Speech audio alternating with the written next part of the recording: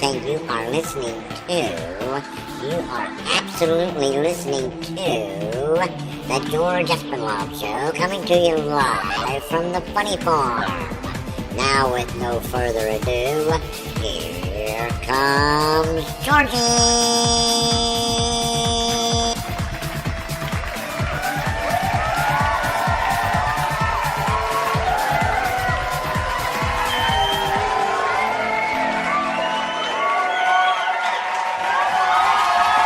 All right, thank you.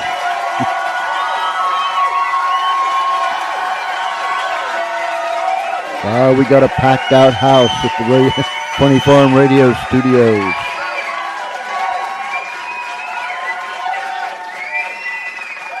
Thank you to you that are down the street, around the corner, across the nation, and around the world. You're listening to the George Espinlove Show, coming to you live from the Funny Farm in a place called Our World. Hope you had a great weekend. We did. We really didn't do a whole lot, but then I guess that's what weekends are for, aren't they? Well, in a matter of hours, here in the United States, the polls will open. And that long-awaited day is here at last.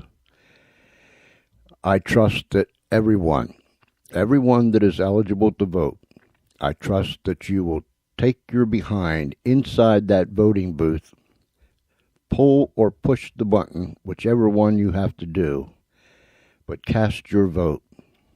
Listen to your conscience, not the talking heads. Use your head and cast your vote. This is one of the most important elections in my lifetime. I believe we're standing right on the crossroads, and we need to make the right decision. Having said that, we have a guest tonight, a guest who wrote a book. Let me reach over here and get it. Tales, are you ready for this? Tales from Toadsuck. You heard me. Tales from Toadsuck. And Mr. John Black will explain to us what Toadsuck is in a matter of moments. Ladies and gentlemen, let's welcome Mr. John Black. John, thank you for being on the George Espinlove Show. Well, thank you for having me. Tales from Toadsuck. I'm going to ask you to explain that in a minute. But first of all, would you tell us a little bit about yourself and where you come from, what you've been doing, and what you're doing now? Okay. I'm obviously from Arkansas. That's where Toadsuck is. I was born and raised there and had family all around in that area, in the Conway area, and some of the small towns in that area. And then my dad drug us all around the state at different jobs because he could never hold a job. And then when I grew up, I got to the point where I was old enough to leave home. At 17, I joined the service in the Navy. And I spent 4 years on a Navy destroyer. And that was really an interesting time. But my goal was to get out of the Navy and with the GI Bill, go to college, which is what I did. And I graduated from college and found myself a job because I by then had married and had one child. And I later got into transportation. I worked in Europe for a few years. That was very interesting. I had a truck company that ran across Europe and into the Middle East and Eastern Africa, and particularly down into Saudi Arabia. And then came back in the States, which I worked back here in several towns, Minnesota and California, and settled down out here. And I finally decided, because I had become a speaker, a touring speaker at that time in my field, and they billed me as a humorous speaker with a message. And I would talk a lot about Toadsuck because people had never heard about it. And I would get an unusual reaction if I said that I'm from Toadsuck. And that was a lot of fun. My wife literally said, "Hey, you got to turn this one into one of your books." That's all there is to it. And so I finally decided that I would take enough time to do it, and I took 4 years writing it. You you wrote manuals and marketing materials. How many other books have you written? Some books in transportation. One of my ebooks is 10 Ways Movers Rip You Off and How to Avoid Them. And that's gone well over the years. But mostly I did some lengthy manuals for various phases of transportation. And I took a lot of writing classes in college because I enjoyed it so much. It seemed to be something that was fairly natural for me. And I had a great series of teachers in college that they just beat me up all the time, and I got better because of it. You know, those meetings with them just taught me a lot. And so I felt prepared to write a book which was a true story, which is what this is, about my life over a period of about 5 or 6 years. I flash back a little bit to when I was younger, but it covers about a 5 or 6 year period. You know, from traveling across the state, excuse me, with your mom and dad, Yeah. and jumping on your bicycle and riding to your aunt and uncle's house. You've been traveling your whole life, huh? Yeah, I'm afraid that's true. My father was really not a good man, and he was a unbelievable alcoholic, just a total drunk, and so he couldn't hold a job. He was a mechanic that couldn't. He was good at what he did, but drinking would kill it, and so he would move us to another town, and he'd get a job there until he blew that, and then we'd move to a third town. So, heck, we lived in Parkin and Bald Knob and BB and Earl. Those are all towns in Arkansas that we lived at brief periods of time. And what years were these? That was in the late 40s. I was just a kid. I was really small then. I was only about 5 or 6 years old. Some of those years kind of blend together if you're older, but that was right around there. Mm-hmm. So tell us, what is Toadsuck? You're ready for the history of Toadsuck, huh? Yes, I'm ready. Well, Toadsuck came about because of the Arkansas River, which is the county line between two counties. One county is dry, meaning you can't get anything alcoholic out of that place. The other county is wet. Sometime around 1850, an enterprising young man put a ferry in the river to haul wagons and mules and whatever back and forth across. And a second enterprising young man built a log cabin bar on the west side so that people could have something to drink when they got off the ferry. The people back in Conway were critical of that, and the saying got around that that wild bunch used to take the road north till they came to the ferry, take that ferry boat across the river, and set on a rail fence outside that bar and suck corn liquor out of jugs till they swole up like toads. And that got reduced down to Toadsuck. It's a true story. Those two fellows were somewhat of a genius, weren't they? Yeah. Well, actually, when I was growing up in that area, Toadsuck was not. It was kind of the wrong side of the tracks. You didn't really fess up to being from there if you could avoid it. You know, plain Conway. And but now it's considered to be a really neat place. I went back in April for the Toadsuck Days Festival, and George, I got to tell you, 179,000 people showed up for that festival. It was just amazing. It was 3 days of unbelievably enjoyable activity, and we had a lot of fun. 179,000.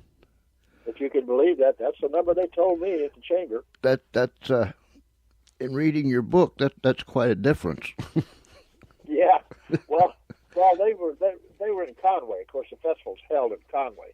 Toadsuck Ferry's a few miles from there, and of course the ferry's not there anymore. The ferry boat has moved up north to another lake, and the Corps of Engineers built a lock and dam across the river, and so now you can drive across. And it's really, they did a beautiful job on it. Have a big park there, Toadsuck Park, And they have on one side, on the dry side, they have a service station called the Toadsuck One Stop, and it's really kind of an interesting place. And then of course the festival was just so much was going on. They had a golf cart that they had made to look like a toad, and the Toad Queen rode around in the golf cart. She had her court behind her in the back seat, and every now and then the golf cart would go ready, and and it was just a whole lot of fun watching all this come about. They had toad races. You could rent a toad and get into races, and a lot of people did that. It was the most different festival I have ever been to. Mm. Hey, John, that bar's still not there on the other side, is it? No, it's gone. Yeah, it's gone. Yeah. I just wonder. I just wonder. Is the county still dry? Yeah, it is. In fact, I was told where to go to get. I drove back there because I was carrying a van load of books, and I had to drive to another county to get a bottle of scotch, which I did, and it was kind of funny. But I couldn't know. The meals and all the food there, the restaurants are great. Fairly enjoyable place to have dinner. You just don't get anything alcoholic to drink. When you say you had to drive to another county to get some scotch, I was sitting here picturing the fellows when you was at your aunt and uncle's farm with your mom and dad, and they'd leave the empty bottles with the money underneath it. So what was his name? Sam could come out and fill them up. Oh yeah, White Lightning. Oh, absolutely. And nobody really saw him. He was a real shy guy, but if you put your jug on the stump and put, I think it was $3. I'm not sure the exact amount. And go away, come back in about 15 minutes. You'd have some of the finest White Lightning in the county. He had himself quite an entrepreneur thing going, didn't he? Oh yeah, he was doing fine. So in your early life, your dad was a fantastic mechanic, but he had that alcohol problem. And consequently, you and Mom and him traveled around quite a bit. Yeah, we did. And the pressures finally got to my mother, because my dad, when he got a paycheck, many times would not come home. He might not come home for a whole week if the paycheck held up for his drinking habit. And so we were destitute most of the time. And the pressure, I believe, it's hard to tell when you're a young kid, but I believe the pressure was so great on my mother, she had an unbelievable nervous breakdown. So the men in white came and got her, and they put her in what in that day was an insane asylum. And my dad left that day, and I didn't see him again for 2 years. I lived in a house by myself for about a week and a half, 2 weeks, and I'd go to school every day, mostly because I could get a lunch at school, and I didn't have any food. Mm-hmm. But I heard the neighbors talking about having social services pick me up, and I said, we're not going to do that. So the next morning, before dawn, I put my clothing in a pillowcase and strapped it to my handlebars of my bike, and I lit out for my uncle's farm, which I wasn't sure where it was, but I knew the general direction. And I wound up getting there. It took me all day. But it was that started a new phase of my life. They took me in. If they hadn't have taken me in, I didn't know what I was going to do. I was scared. I was alone, and I was 10 years old. And they took me in, and I will always be grateful to them. They're gone now, but they're fantastic people. And I lived on an open porch that wasn't. It had a roof on it, but it wasn't enclosed. I slept on a cot, lived on an open porch for the next 4 years, and those were some pretty good days. And later on, people said, "Hey, John, you had it really hard," and I said, "Well, I didn't know it at the time, so it was okay, you know." That's the story I heard Art Linkletter. They asked him about the Depression. I think it was him, and he said, "What Depression?" The only thing funny that we saw about the Depression was that the people on top of the hill started to live like us down at the bottom. So, yeah, it just depends which way you're looking at this thing from. That's absolutely true. When you was with your mom and dad, you did have some good times, though. I mean, didn't they have a like a little roadside restaurant or a gas station Yeah, or something? it was kind of a service station with a small four stools in there for a little, counter and lunch and whatever. And I really, my dad and I, as far as I was concerned, he was great. He used me for a parts cleaner, and that meant I could get my clothes dirty, and Mom wouldn't complain to me. I'd clean all the parts, and I enjoyed doing that and learned to work on cars. I was a happy camper. I was just a little kid then, though. It was fun getting dirty, and you was allowed to, huh? Yeah, Legal dirty. That's what that is. that's right. That's exactly right.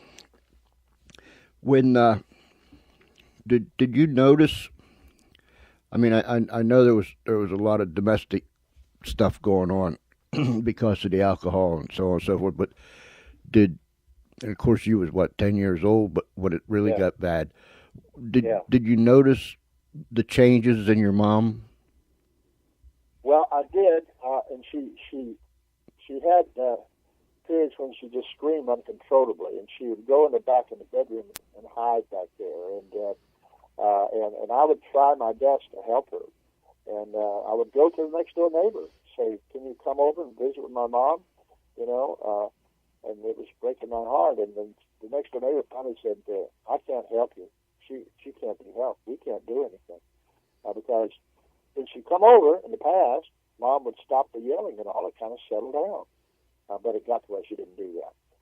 And then when they took her away, the day that they took her away, I didn't know that was happening. And Dad didn't tell me. He called them, I guess, to come and pick her up.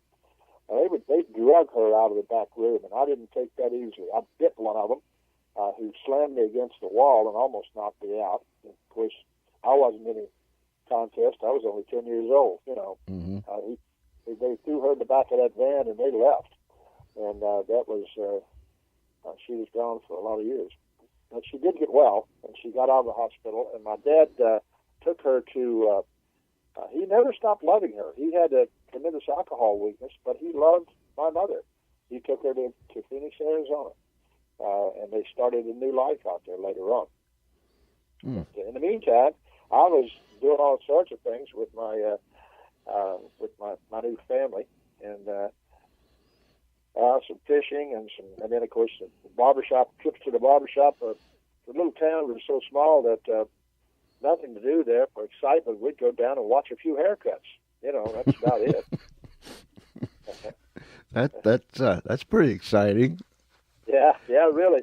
Sit on the porch, and of course, guys all had a half pint in their back pocket, and they would tell stories about everything from fishing to whatever. And they would allow small boys to sit on the edge of the porch, provided you didn't say anything. You couldn't talk, or they'd send you on your way. Mm-hmm. And I knew that. I honored that.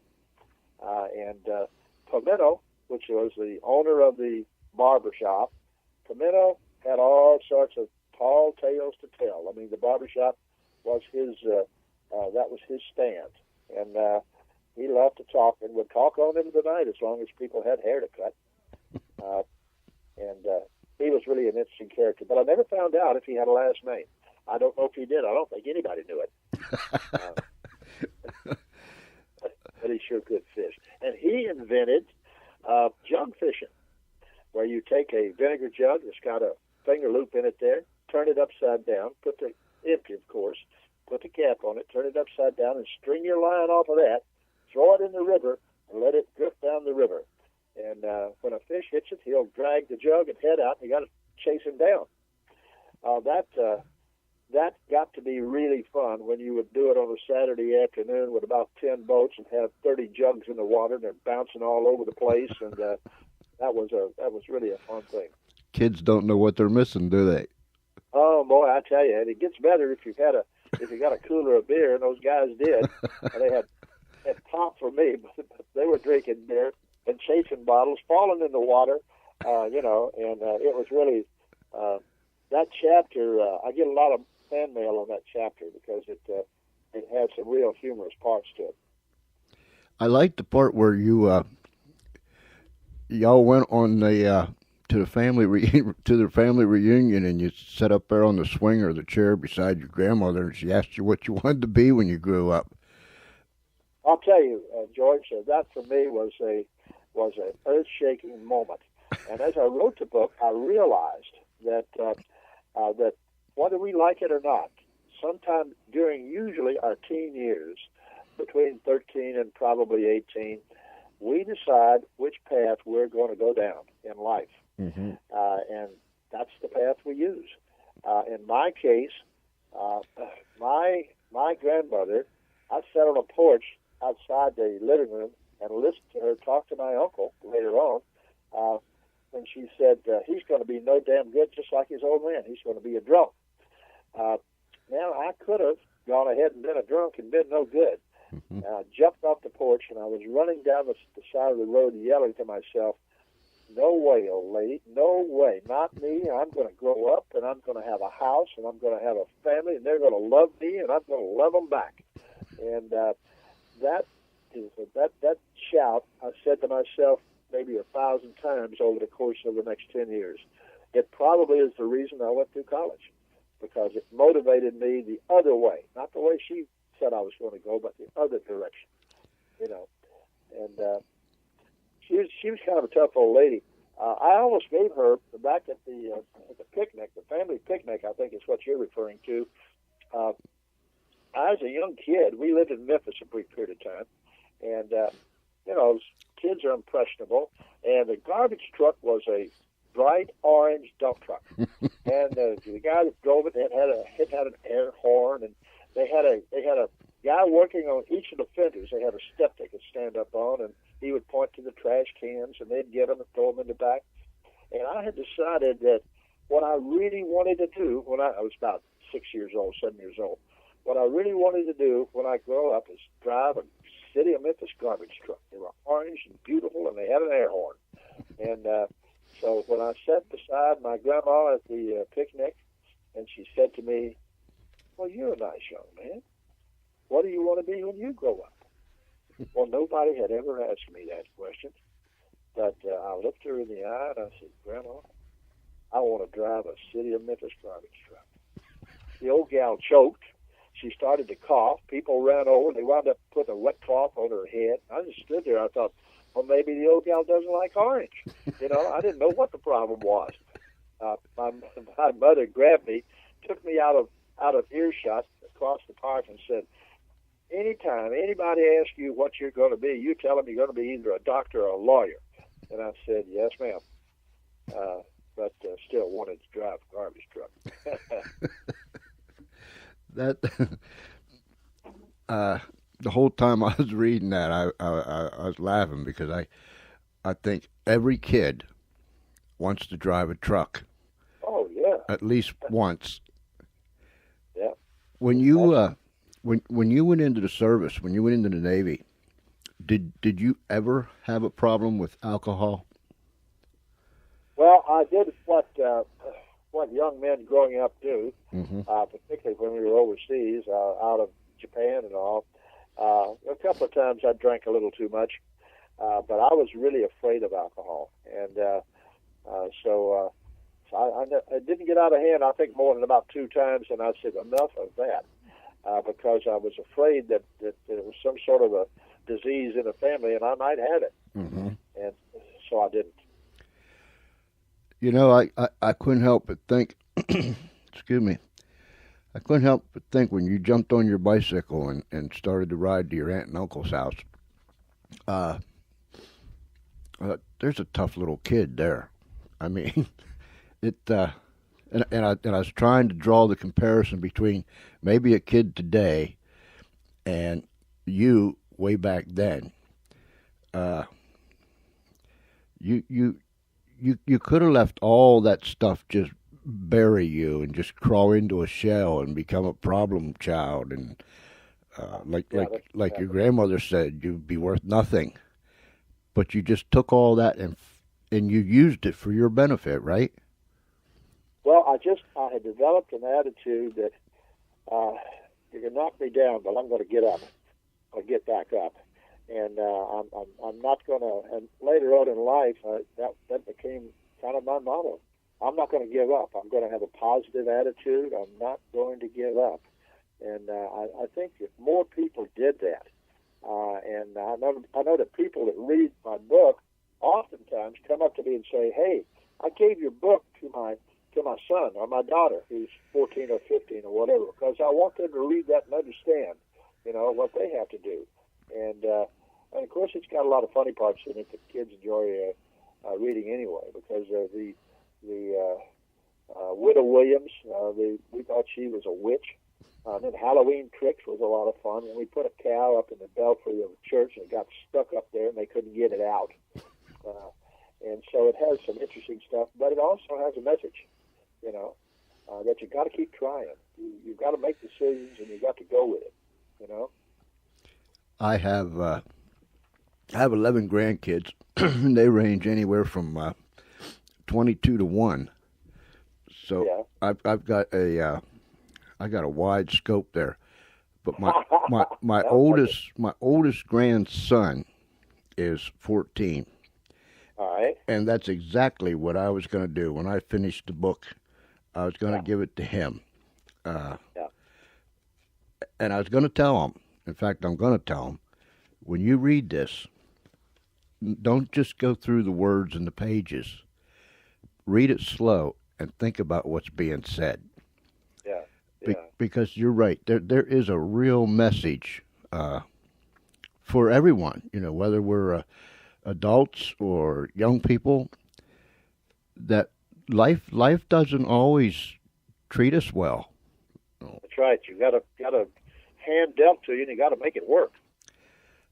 And I hear, especially nowadays, and I know they always say, "Yeah, I know, Pop. You used to walk 20 miles to school, and it was 16 feet of snow, and both ways." Yeah, both ways, and the whole 9 yards.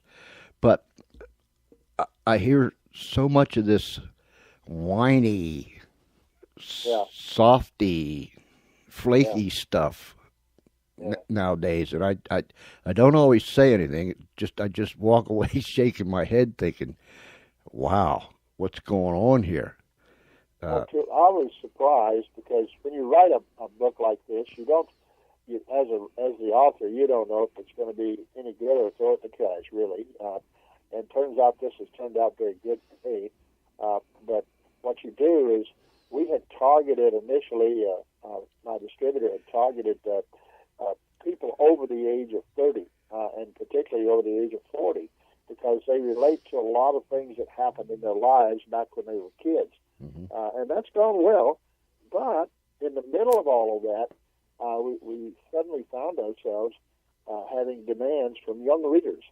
And I find that to be delightful. I just enjoy that so much, because they have an interest in thinking about it. They're thinking, and that's what you want them to do.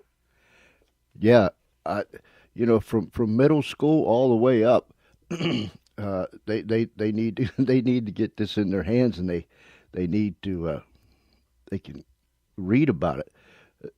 In the first place, go ahead, John. One college is talking about using it in their honors reading program for their philosophy class, and I just feel so honored that they're even thinking about it. Whether they do it or not, just the fact they even consider it is quite an honor. I think that's a fantastic idea. Yeah. Just for kids to sit down and read it and absorb it, and get away from the video game, or get away from the blue tube for a while, or whatever, and just really. I heard, or I read an article years ago in the Reader's Digest, and I've never forgotten it.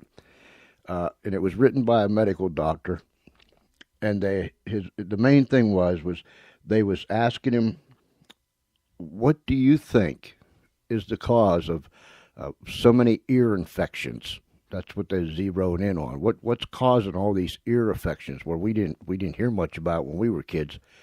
Yeah. And his plain, everyday kind of language that a layman could understand was simply, the kids don't get dirty anymore. And All right. when I read that, I thought, wow, this guy, he's all right. But he went on to explain that when you play outside in the dirt and in the grass and do the things that you did and I did, uh, your immune system really works good and it builds up immunities and so on and so forth. He said kids aren't getting dirty now, and that is one of the main problems. And I Yeah, thought, I think wow. you're right. So if kids would just get away from some of these electronical things and maybe get out there and do some things where they would have to think, uh, by reading this book, they might learn to think on their own instead of someone thinking for them. Uh-huh. Yeah. When you went into the Navy, uh, when you come out of the Navy, where did you go from there? Well, I had gone out to. I joined the Navy from Phoenix, Arizona. I had come back and reunited. I left my family on the farm and reunited with my mother and father in Phoenix, Arizona. But I soon found out that the atmosphere, it might have been a little better, but it wasn't much better, and it was crazy. Every night was something crazy. My father would get drunk and break things up, sometimes beat on my mother, and it was an unlivable environment. So I joined the Navy from Phoenix, and when I got out, I came back to Phoenix, and I wound up going to Phoenix College, which was a JC. I got a 2-year degree there, and then I got a scholarship to go back to Arkansas to college, and I went to. At that time, it was called Arkansas State Teachers College. It's now called the University of Central Arkansas. It's there in Conway. And I went out there and toured the campus when I was back for the Toadsuck Days Festival, and it is a beautiful, beautiful campus. I am so impressed what they've done with the college. It's a real first-rate college. And I graduated from college there, and I stayed in Arkansas for a while, worked around there, and lo and behold, my company transferred me to Los Angeles. Kind of strange, but it happened. I moved back out here.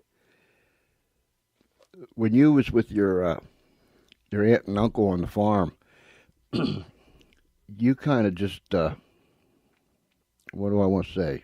It grew on you, or you grew on it, or you grew on each other. Is that how it worked? Yeah, I tell you, I felt that if my aunt and uncle would take me in. I was only 10, but I think I had my head screwed on straight.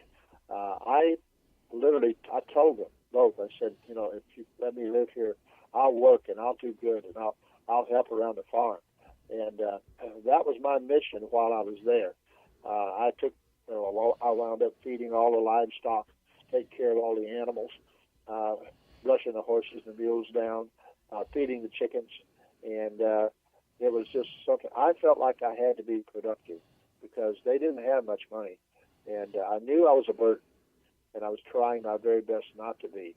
And so I fell in love with them. My uncle, extremely quiet guy, he was an ex-lumberjack. He used to working in the woods without talking to anybody. And so I would go to the woods with him in the back of the property that he owned, and we'd cut down big oak trees.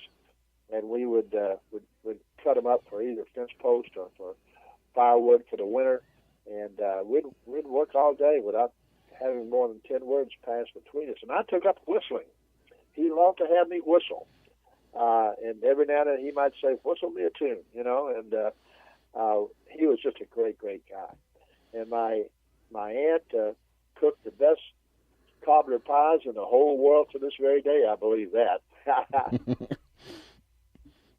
I loved living there. I really did. There was a lot going on in my life, and then of course, and I did some things like the night that we put the cow up in the belfry, up the stairs and up in the belfry of the church on Halloween. That was, and we never fessed up to that. No one ever knew who did that. We were afraid we were going to go to jail because the sheriff was there the next day, and we didn't intend to have it get so far out of hand. People were on the front lawn having picnics because every time the cow would shake her head up in that belfry, I had tied her up there with the rope dangling from the clapper And when she shook her head, the bell would ring, and everybody was, and they would cheer and all downstairs, and she stuck her butt in the door because the door was small. It's just a little belfry, and they couldn't get her out.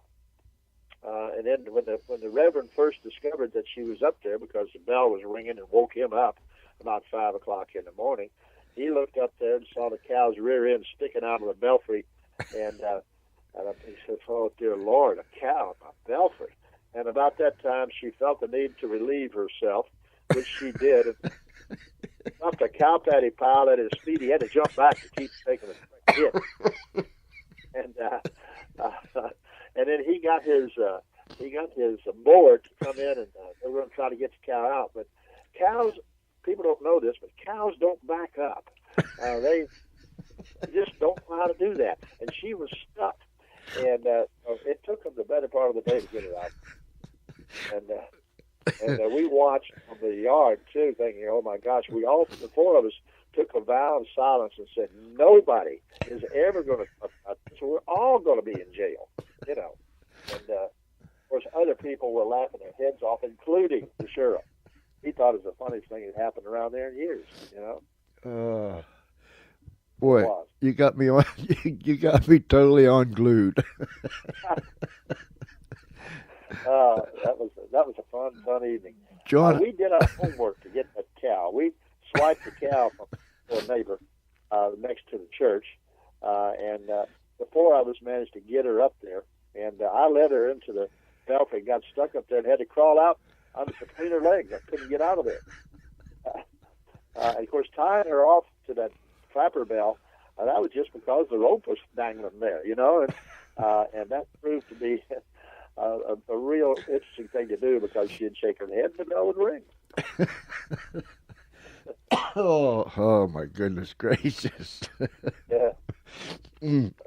That's boy, you can picture all that taking place too. That must have been a sight to see. Yeah, it absolutely was. Absolutely was. How about school when you were there? I went to. Well, actually, I left there. I think it was the 7th grade, and we took a bus to school every day. But I was a terrible student. I would have to say, looking back, it probably was because of everything going on around me. But I was not a good student. When I got a C, people thought it was great. I specialized in the D's and the F's, you know. And I think at one point in time, I believe that they gave me an IQ test. It's impossible to flunk an IQ test, but I think I did. And they got my aunt down, and they told my aunt, they said, "You know, he's a nice young man, but he's just not very smart, and we just don't think he's going to go anywhere. We're going to try to get him through high school, but that's not the best you're going to get out of him." They told her that I was just one notch this side of retarded.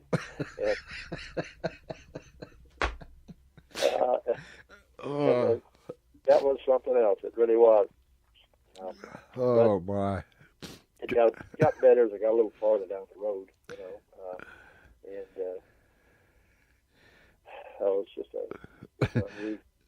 John, you got me laughing. you got me crying from laughing. My goodness. How about the time? How about the time you were attacked by a 400-pound pig?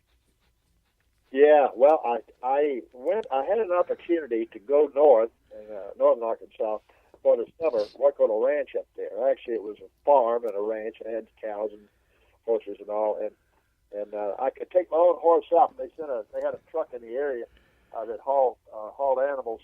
I could load him up, take my horse up there with me, and I did. And when I got on the ranch, I was so impressed with the owner. He had a big silver belt buckle, and he was a bronc rider. And boy, that's something really impressive when you've been a champion bronc rider and you got a silver buckle. I just was in awe of this man. And he would let me ride fence, and about halfway around, if I wanted to, I could stay in a line shack, and I would. I liked that. I kind of felt like the real West. I had myself some beans to cook over an open fire, and I brought feed for my horse, and I like it. But in an alfalfa patch, we had problems with hogs getting in the patch and tearing up the alfalfa. They would eat it, and then it caused damage laying around in it. And I was to repair the fence. That's the reason I was riding fence. And I was down on the ground, and I was working to repair a fence, and this hog, I heard her grunt, and she charged at me. And I had taken my rifle with me. It was in my saddle. I jerked it down, and I proceeded to shoot at her to stop her from running at me. And I emptied the gun at her. It had 17 shots in it, and I used them all. Threw it down, and then ran and climbed up a tree. And she was at the base of the tree, and I sat in the tree looking down at her, and I thought, I'm going to be here the rest of the day. Sure enough, till this damn hog dies, And finally she did, and I got down, and she was a female hog and a big one, and kind of half razorback and half domestic hog. That happened when they turned domestic hogs out during the Depression. They interbred with the razorbacks, created some big animals. Well, she had 5 little pigs, and they showed themselves. They were just a few weeks old. So I went back to the barn. I talked to the owner, and he said I could bring them in if I could catch them. So I brought a wagon back. I chased them all down. That took a couple of hours. Got them in the back of the wagon and took them back up to the house. They had a pen they weren't using. I put them in the pen.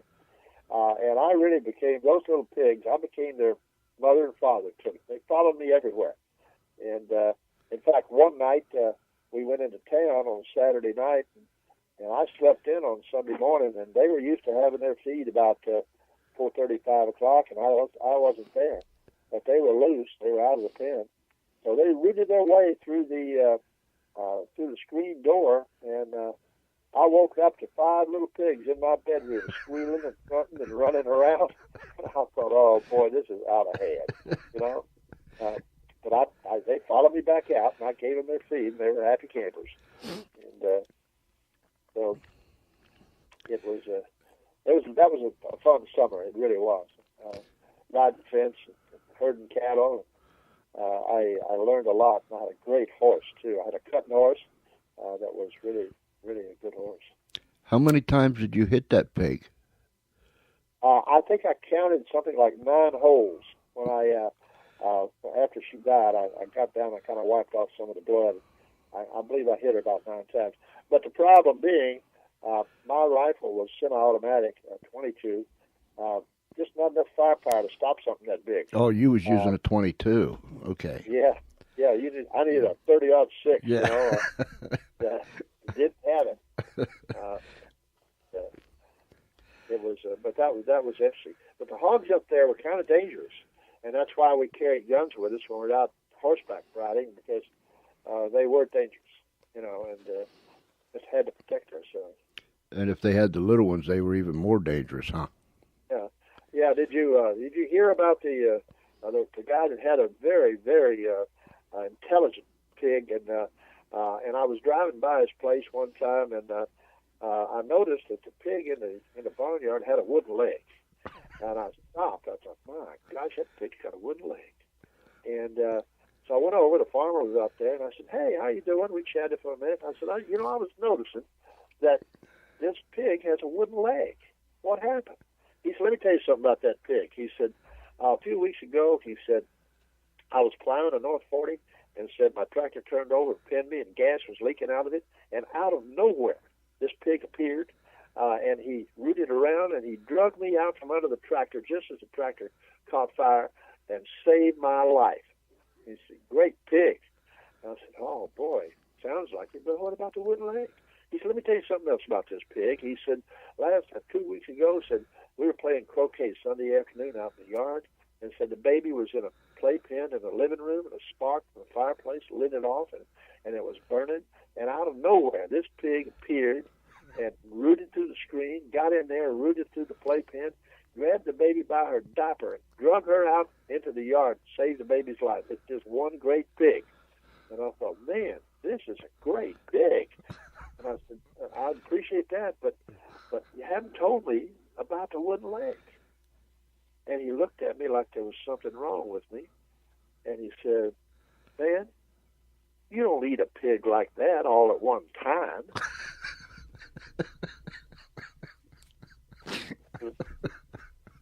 Oh, my goodness gracious. That's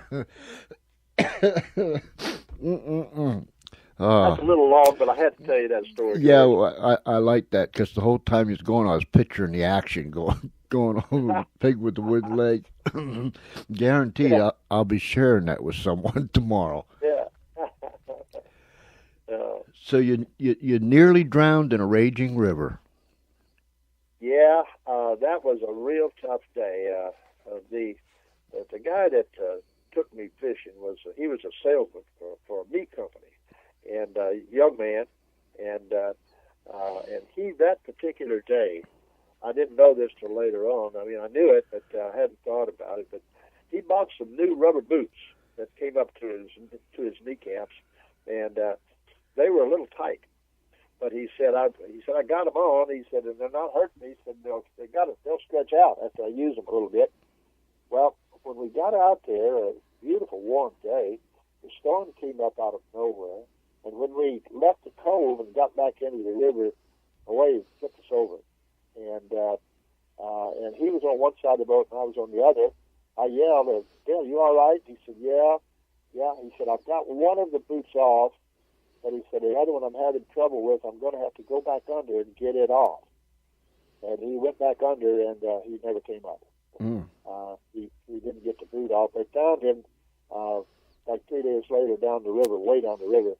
When they pulled his body out of the river, the boot was stuck half on his right foot. He couldn't get it off. And that cost him his life. And I almost drowned, too. But I managed to get far enough over to the bank where there was a tree that had fallen over and was dangling in the water. I managed to grab a limb and eventually pull myself up out of there.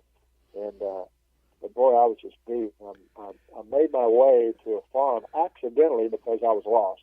I just vowed not, when you're lost in the woods, you generally walk in a circle without knowing it. Mm-hmm. And I was trying my best not to walk in a circle.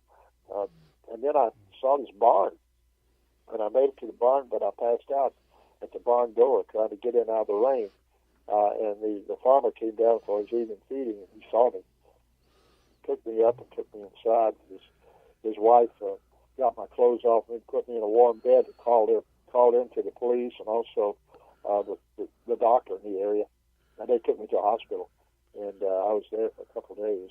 And couldn't talk because I was so exhausted, I guess. Probably swallowed so much of that damn river water, Mm-hmm. But that was a real experience, yeah. John, where can people buy your book? The best, I think the best simple way to buy it is Amazon.com if you have a Kindle, or you can order the book on Amazon.com. Barnes & Noble Books has it. It's available by order, and if you have a Nook, you can download to a Nook there. It's also available through iUniverse.com, and just any bookseller. It's out there, and some of the stores are carrying it, and if they're not, they'll order it for you and have it in 3 or 4 days. Tales from Toadsuck. That's Toadsuck. Tales. Now, I have to tell you, before we wrap up this interview, that you've been such a good listener, and you've inhaled all of this stuff, that I'm going to make you an official Toadsuckian. All righty. You are now a Toadsuckian. All righty. When I deliver a speech and I use that term, my wife says, it's a toad sucker. I said, no, it's not toad sucker. It's Toadsuckian. What a difference. John, it has been a delight, and I'll continue to push this book. It is a real good read. It makes me laugh. You made me laugh. You made my day. You made my night. I haven't laughed tears in a long time, but that was just amazing. I like it. But I will. I'll push your book. I want to thank you very much, and if I could help you in any way, I'm here. My email for people who would like to contact me about the book is jblack, B-L-A-C-K, 1, the number 1, at Verizon.net. And I enjoy hearing from people about the book because they usually have a story to tell when they tell me about the book, you know. That's true. Give me that email one more time. jblack, and the number 1, at Verizon.net. Gotcha. Yeah. Gotcha. Wow. It has been a John. Do you think some of your writing desire started when you're sitting on them porches listening to the old fellas talk? Well, I tell you, people keep coming up to me and they say, "Hey, we don't like the way you ended the book. We want to know some more." And I'm starting another book. It's kind of an extension of that, but it's got some other stuff in it.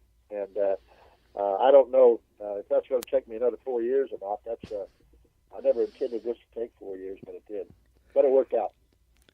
You truly are a speaker with a message. Well, thank you, George. You truly are, John. It's been a delight. And if I wake up in the middle of the night thinking about the bell or the cow up there, I'll have to tell my wife beforehand. If I wake up laughing, you'll know why. Okay. Just don't get hit by a cow patty. No, I'll try not to. Thank you so much, John. I appreciate it. I hope you come back again. Hey, anytime, George. I look forward to it. All right. Thank you, sir. Thank you. Bye-bye. Bye-bye. Oh, what a delight. Oh, my. Well, I don't know about you, but I was laughing tears. The book. Let me get the book again. Tales from Toadsuck. Tales from Toadsuck. Toadsuck. And he made me an official Tucksonian? Yeah. Toadsuckian. That's it. Oh, man. He got me cracking up. I'll not forget this night in a long, long time. John J. Black. Wow. Tales from Toadsuck. Get it from Amazon. They got Kindle. You know I'm a big Kindle fan. You can get it on the Nook. Order order the book from Amazon. I'll get it. But it is a real delight. It's good to have, to have my friend Love Muffin in the chat room. Are you still there? Or did you have to leave me?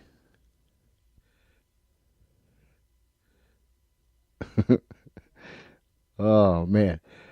I'll tell you what. My many, many thanks to Mr. John Black. That was...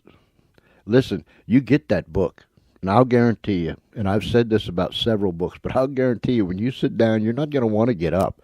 Or if you do get up, you're going to be like me, walking around the kitchen reading.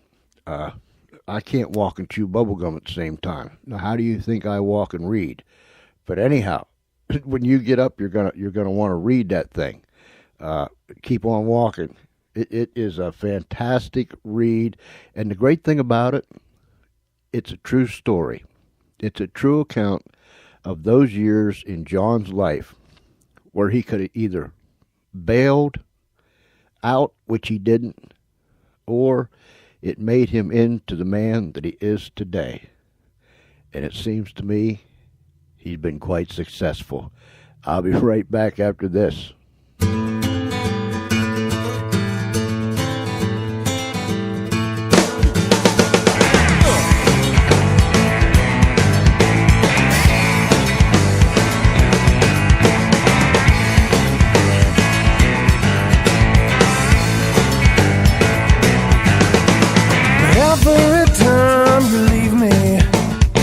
You pull emotions out like teeth.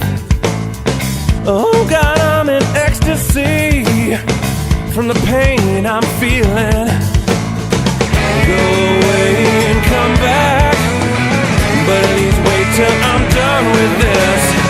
See, I don't really want to hate you, 'cause you're putting me in hell and ecstasy.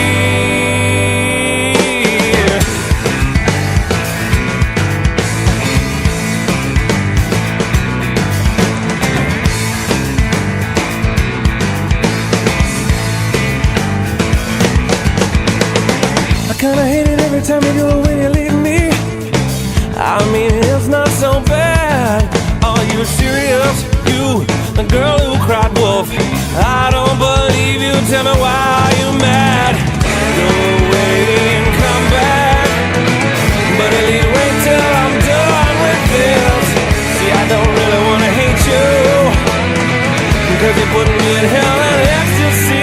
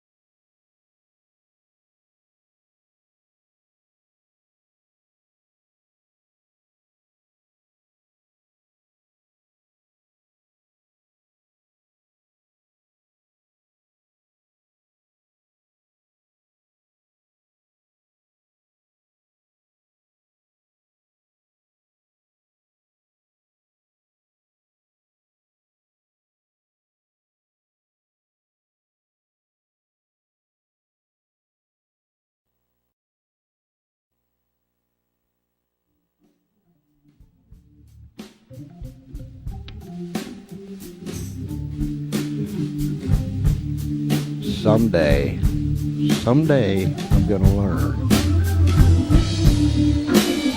Honest, someday. Some of you know what I'm talking about. Some of you don't. Some of you wonder why I wasn't talking.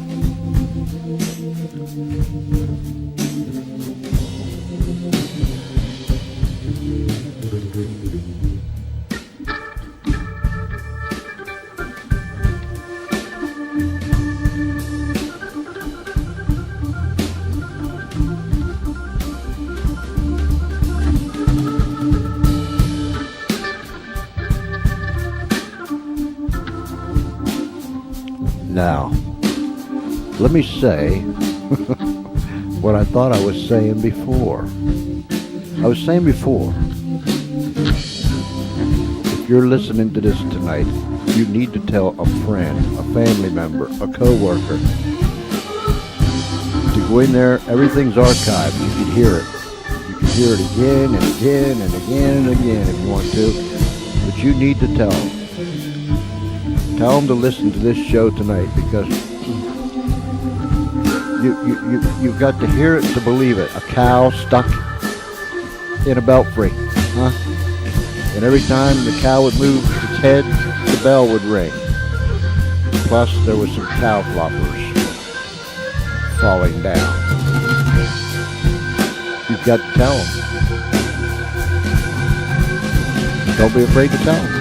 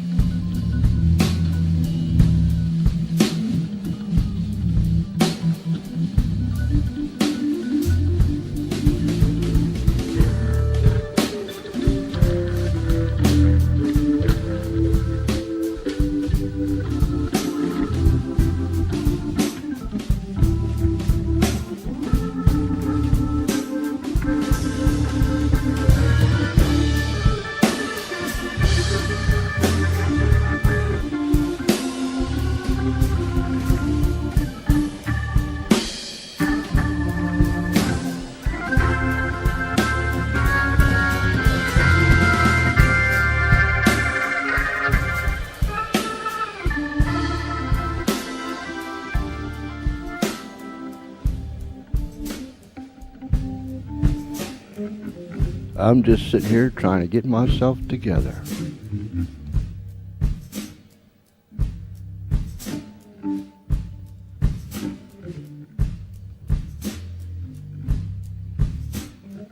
That's just too sweet.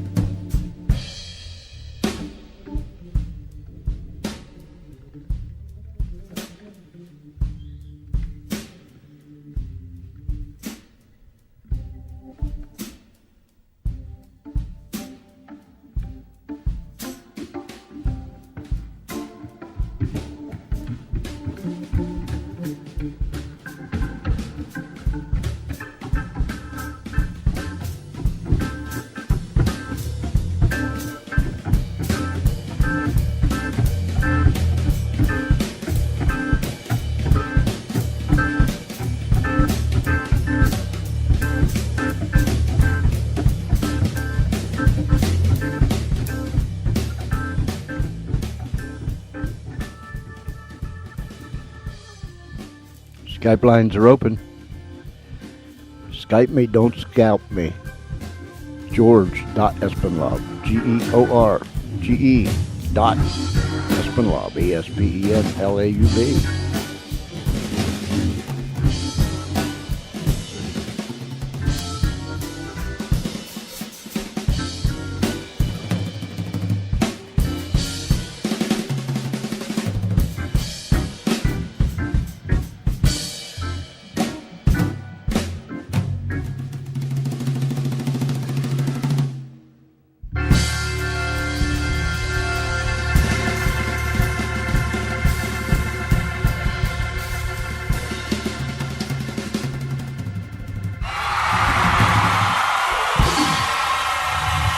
You've got to appreciate music like that.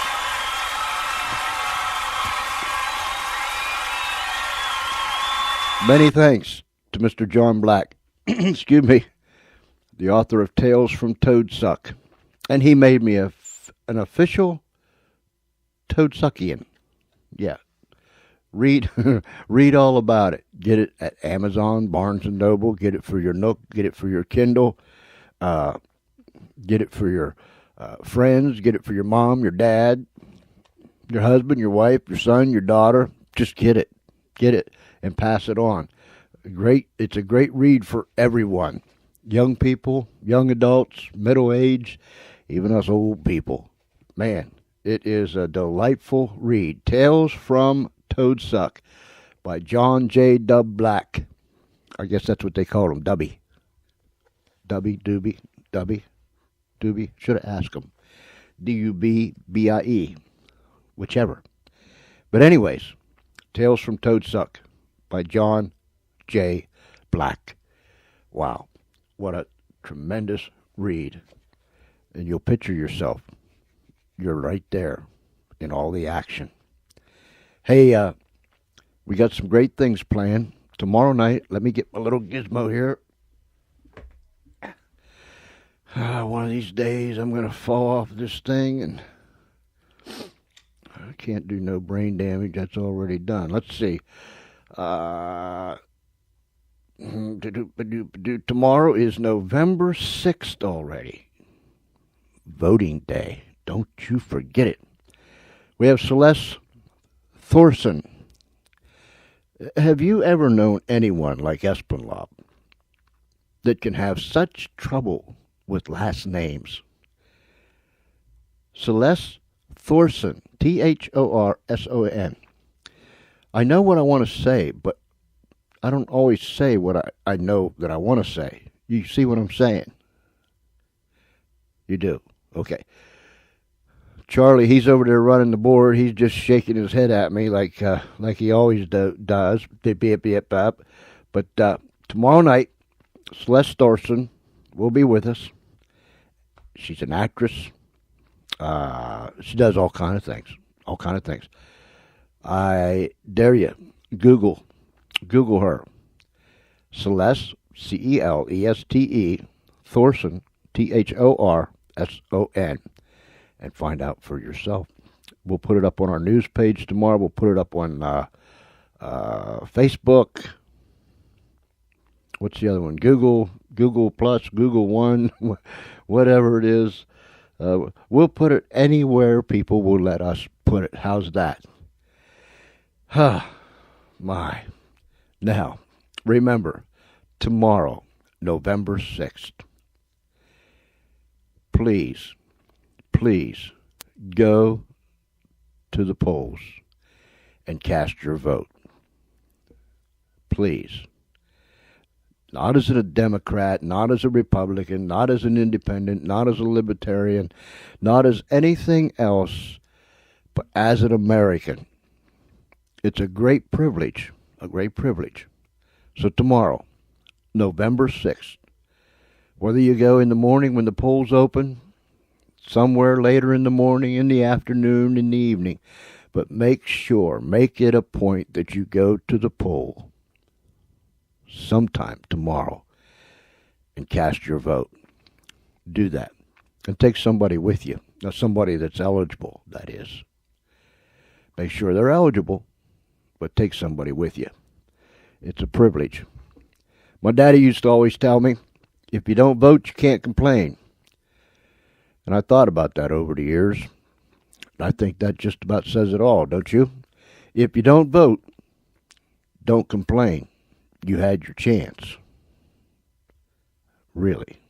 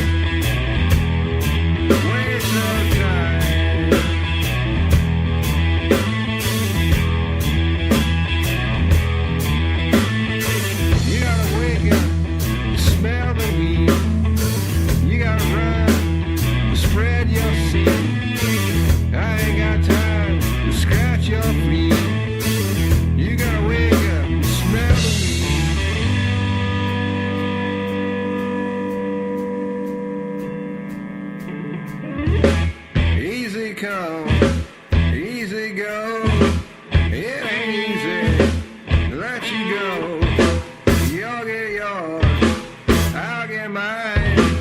So you know it's just a matter of time.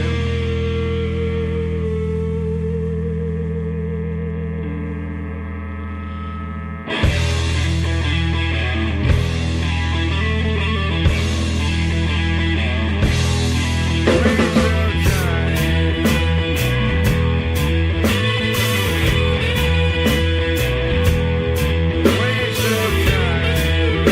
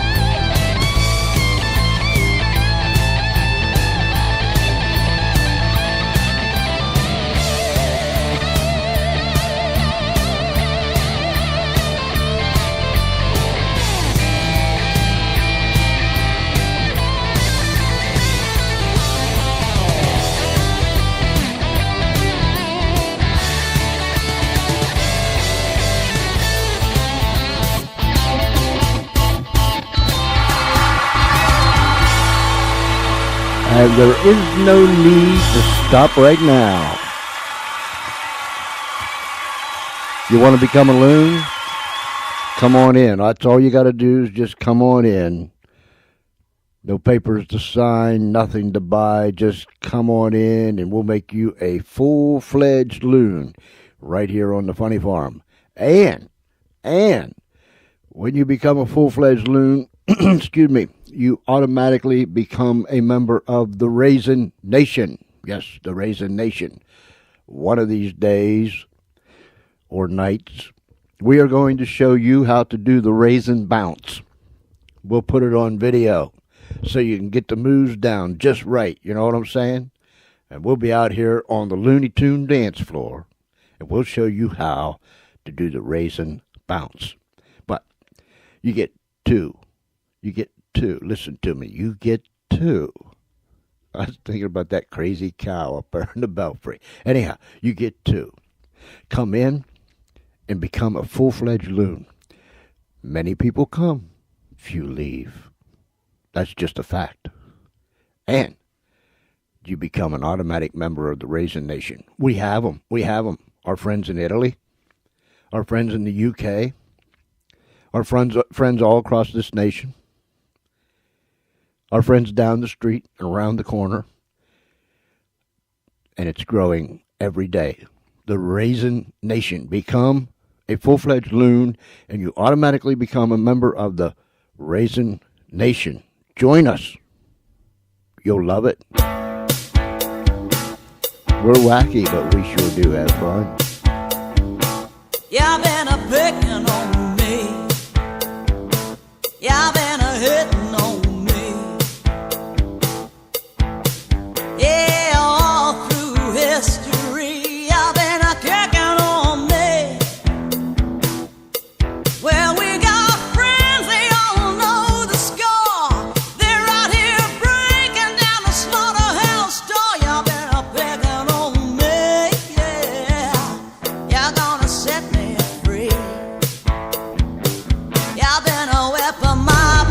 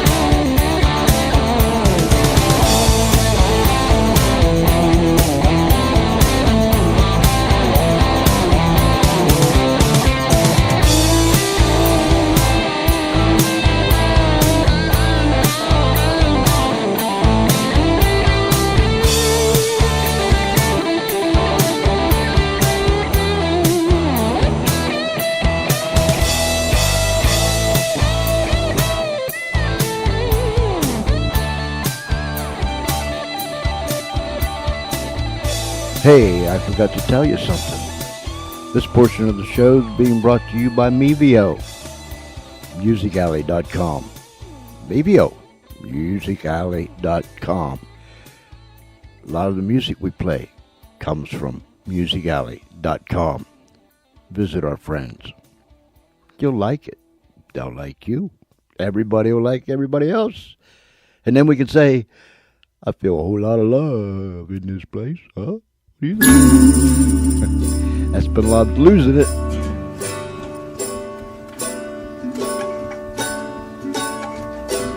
I love this happy little tune. What do you say, Charlie? Don't you forget it. Don't you forget it, Charlie. Don't let regret it. No, don't ever forget it. We will in the sunset.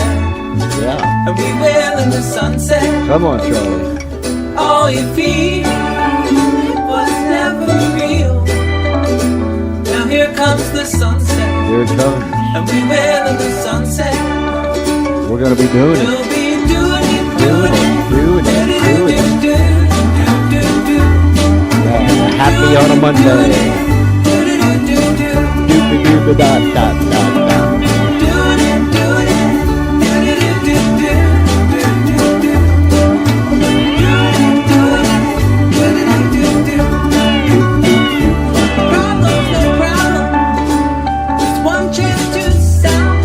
Shut up, so Till here comes the sunset, and we will in the sunset. We're gonna do it again, Charlie.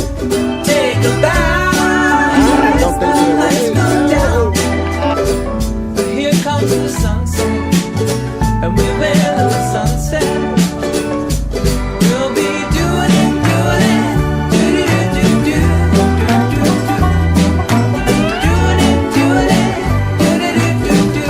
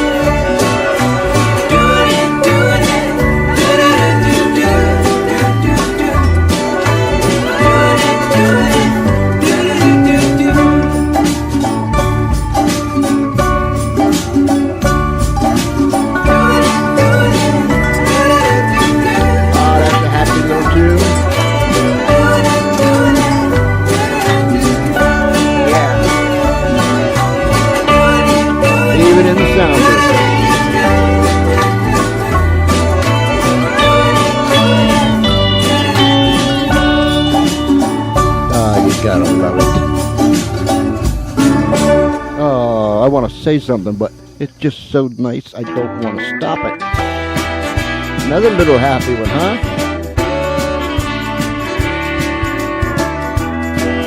It'll pick your spirits up on a Monday night.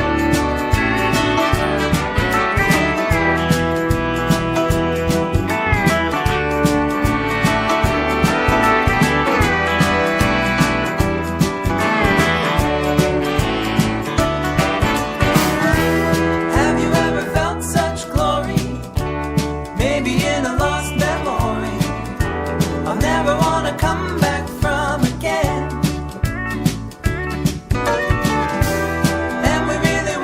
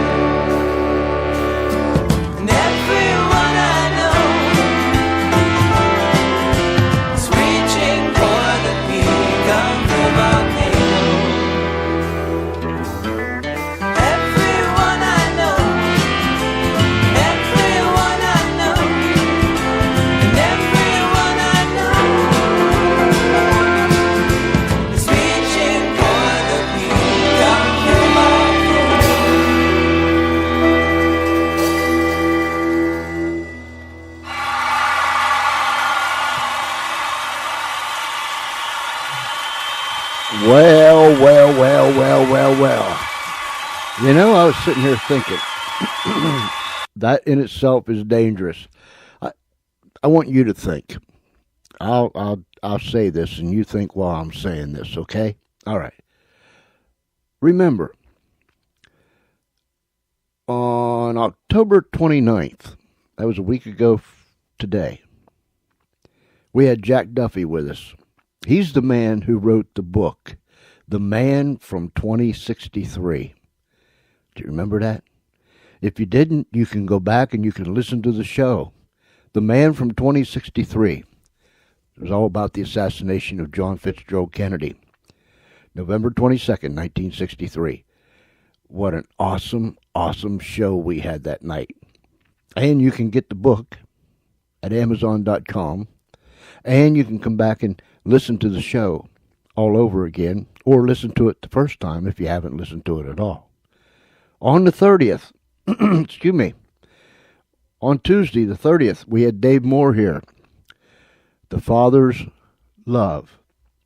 Oh, another great book that was written, The Father's Love. And all about how a father searched and would not quit. And in the search, he found God, he found his son, and he found his calling. That was on the 30th. On the 31st, we had Dr. Robert Christensen. Now remember, go to drbobscrusade.com. drbobscrusade.com. Remember, he's the man who had a 12-year court battle with the FDA. He wrote the book, FDA, You Were Wrong. And he wrote another one, David and Goliath. And he wrote another one, I can't remember what it was. But go to drbobscrusade.com and become a crusader. All he asks you to do is to write your congressmen, your senators, excuse me, and become a part. Listen, this election is so key. We stand at the crossroads. I believe that with all my heart, just like a lot of other Americans believe it. I believe we stand at the crossroads where we're either going to make this country great again or this country will be in peril. I trust and I pray that we make the right decisions. Then, on November the 1st, that was Thursday, we had Dina Ray here. Oh my, did we have fun, huh? I'm telling you, another author. And she wrote them books, and we talked about conspiracies and the Illuminati and all those kind of things. Man, did we have a time. That was on Thursday. And then on Friday, oh yeah, on Friday, this past Friday, we had my friend, our friend, Mr. Neil Haley out of Pittsburgh, Pennsylvania, the Total Tutor, who owns the Total Tutor Network, who's syndicated across America and around the world with his total education program. The Total Tutor, and he always brings passion and excitement to the show. And then, of course, tonight, we had Mr. John Black. My, he had me sitting here laughing in stitches, tears streaming down my cheeks. I haven't laughed like that. Let me get his book over here. I haven't laughed like that in a long, long time. Tales from Toadsuck. That's Tales from Toadsuck. Toadsuck.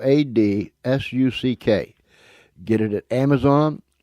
You can get it on your Kindle. Get it from Barnes & Noble. You can get it on your Nook. Go to any book retailer. If they don't have it, tell them you want Tales from Toadsuck, and they will order it for you. I would suggest the quickest way to go is just go to Amazon.com.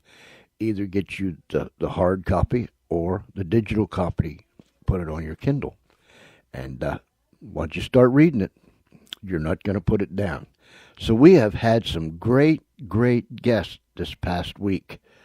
And we have no exception this week.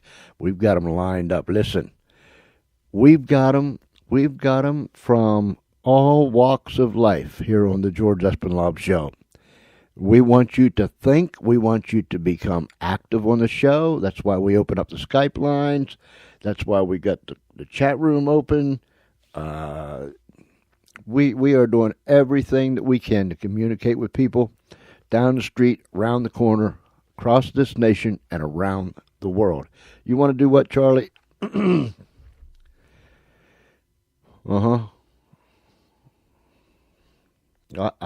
Yeah, I tell you all the time, you're the man that's got the sliders and the buttons and the doodads and the whatchamacallits and the thingamajigs over there. So all you got to do is hit it. What can I do? I can't stop it. Charlie wants to do this. He loves that.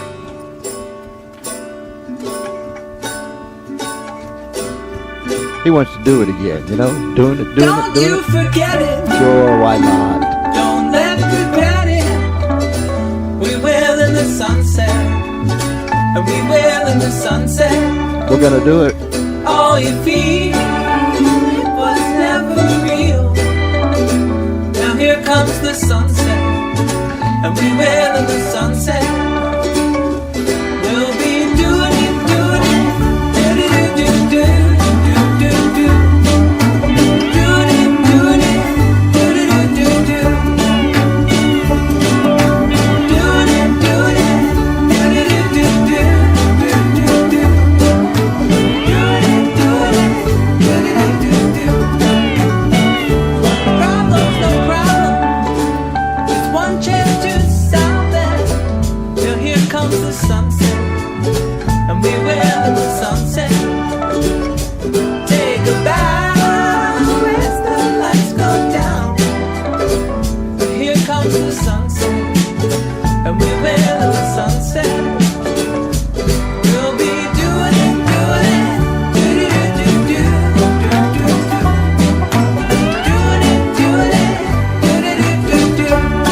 Come on, everybody. Doing it. Won't hurt you.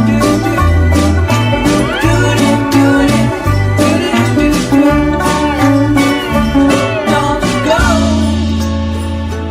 Don't leave. Do it for Charlie. You've been found by me. Don't you go. By the way, Charlie is for real. You've been found. You've been found. You've been found. You've been doing it.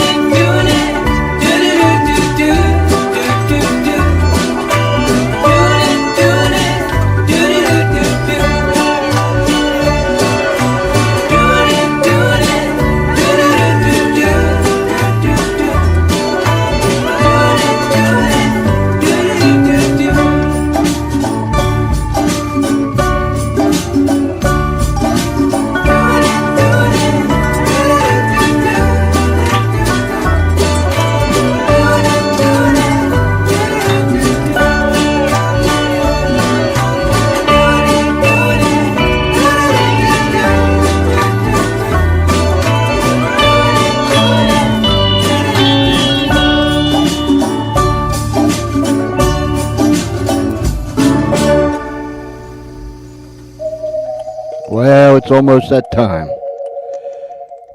But before we do go, I want to say this.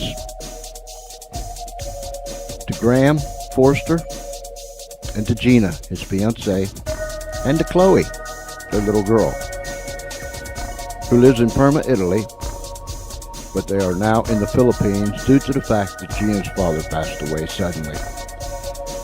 Gina, Chloe, Graham, you are in our prayers. We are thinking of you. Our support goes to the family, to the friends, and come back home very safe. And to our friends down the street.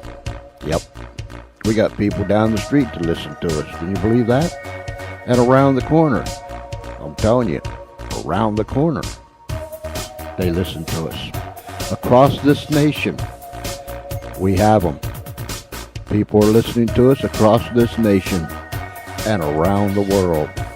To our friends in the UK, to our friends in Italy, to the friends in Philippines, to the friends that we don't know that's there, but yet we know they're there, if that makes any sense. We want you to know there's a whole lot of love coming to you from the Funny Farm. No matter what you're going through, the valley might be deep. The mountain you're climbing may be high. Keep climbing, you're going to get to the top of it. When you reach the top, the sun will be shining, the birds will be singing. You'll see blue skies.